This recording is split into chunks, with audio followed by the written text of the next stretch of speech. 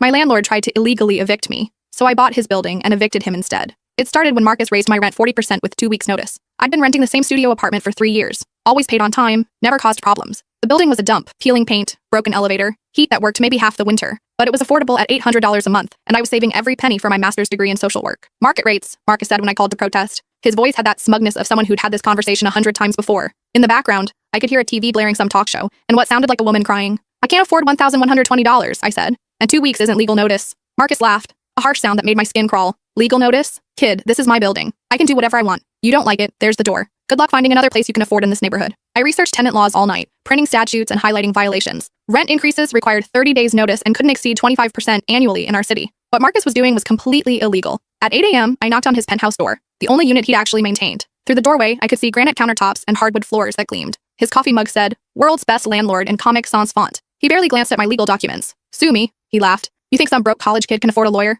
I've been doing this for 20 years. Half my tenants don't even speak English well enough to fight back." He leaned against his doorframe, sizing me up like a predator evaluating prey. "Besides, maybe try the suburbs. I hear there's a lovely trailer park about an hour away." That's when I realized this wasn't just about me. I started talking to other tenants. Mrs. Chen, an elderly woman on the second floor, showed me notices demanding she pay $800 in cleaning fees or face eviction. Her English was limited, but her fear was universal. She'd been living there for 8 years, never missed a payment. The Ramirez family had been charged $1,200 for excessive utilities when their toddler got sick, and they ran a humidifier for 2 weeks. They couldn't afford the fee, so Marcus had filed eviction papers. "He says we use too much electricity," Maria Ramirez explained, bouncing her feverish daughter. "But the baby, she needs the machine to breathe properly." I knocked on every door in the building. 24 units, 18 different horror stories. Marcus was systematically targeting vulnerable tenants, gambling they wouldn't know their rights or couldn't afford to fight back. The pattern was always the same: impossible demands, illegal fees, threats made to tenants who barely understood their rights. Anyone who pushed back got evicted for lease violations that didn't exist. The breaking point came on a Tuesday morning when I saw Marcus screaming at Mrs. Chen in the hallway, demanding she sign papers she couldn't read. "Just sign here, Grandma," he said, shoving a pen at her shaking hands.